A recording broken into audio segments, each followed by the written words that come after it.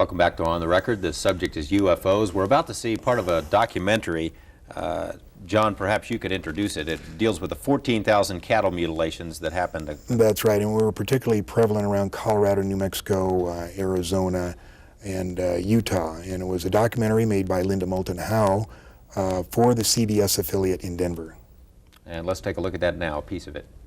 Colorado are going to die each year from hard winters, disease, lightning strikes, predator attacks, and other natural causes. But in northeastern Colorado, another favorite spot for the mutilators, Tex Graves, former sheriff of Logan County, insists the 93 mutilated carcasses he investigated were not natural deaths. The very first one we had was southwest of Sterling. When we first looked at it, it was just unbelievable that you could take an animal and do this too without leaving some kind of track, some kind of evidence behind, such as cigarette butts, matches, handprints, footprints, but there was nothing. The animal looked almost horrible, and it was something that I didn't really want to believe then. And there was, we probably had 5 or 6 others before I really did believe something strange was going on. We had one up north where we believe the animal was paralyzed and was alive when it was being mutilated. An eye and an ear, the tongue, the rectal area was taken out, but the animal dug a hole with its head, but none of the other parts of the body moved, not even the legs. 6 north of town on a very hard pasture, almost like hard brick. We found tripod marks 12 inches across. The tripod marks were 14 feet apart. We found one set that had gone in the ground roughly 8 inches. And it would take a good post hole digger or shovel to dig in like this. It indicated something very heavy had sat down in this area, yet there was no tracks leading from it nor to it.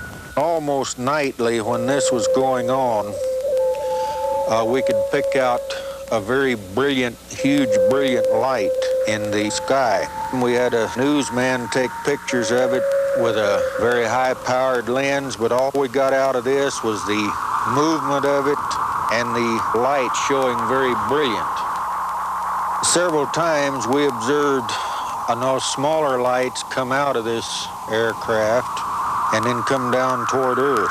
This huge, brilliant light would hang in the air, and then when it would move, it could move up and down, backwards, forwards, travel very rapidly, and after a while, these smaller lights would join up with the larger one, and then they'd disappear. Lou Gerardo is the chief investigator for the district attorney's office in Trinidad, Colorado. Extraterrestrials are the ones mutilating animals.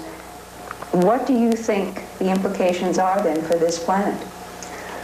Throughout the mutilations, all of us involved have been concerned with the possibility of the mutilations going from animals to human beings.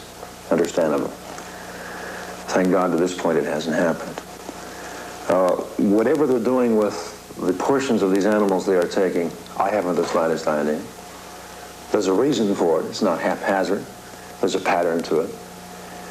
I don't know. I think it's a wait-and-see game. What else can we do? If we do have beings from outer space doing this, with the capabilities to do things like this, what can we as a human race do? If they have the knowledge and the technology that it looks like they have, we're powerless. So maybe it's a wait-and-see game. I can't see anything else to do. Well, he says the mutilations have not gone from animals to humans yet. You agree with that? There have been some humans. It's a very, very sensitive subject. I'm going to steer away from that. But I will tell you that since the beginning of this year, there have been over 200 animal mutilations on Long Island. It's supposedly a big secret. I know that there's 4 major law enforcement investigations, investigators working in plain clothes. On Long Island, New York? Yeah, Long Island, New York. We have an investigator working with us who's sending us videotape, and keeping us informed of what's going on. So it still is a problem. And you say it's food. That's what they're doing. Well, food or genetic experiments, take your choice. Now, it hasn't gone maybe to the point of where they're mutilating humans, but you do believe there are abductions. And you also believe that at one point there may have been some kind of a clash between American military forces and these UFO That's people? one of the stories when we began to discover what I call the Grand Deception. Was in 1979, and apparently there was some kind of clash. 1983 is the date that I call that we finally recognized that we had made a disastrous mistake. And that's when MJ-12 realized that they were in deep, deep trouble. They had made a deal with these people, and it had not worked out, and now the question was what to do. You got about a minute left. What would you like to say to people out there to prepare them for it? Now, you've made allusions a couple of times when I've had you on the program that something is coming. We've heard that before, something is coming. Why do you think something is coming? What's coming? And how should we get ready for it? There's really no way to get ready for it. The reason I think it's coming is because I have contacts within the government that tell me that they're bracing themselves for something, but they're not going to tell us about it. George, maybe the cover-up was in our best interest, maybe not. Maybe the government underestimated the intelligence of the American people and decided we just couldn't handle it. But let me tell you this, the truth is still the truth, and nothing can change that. Not the military, not the government, and not me.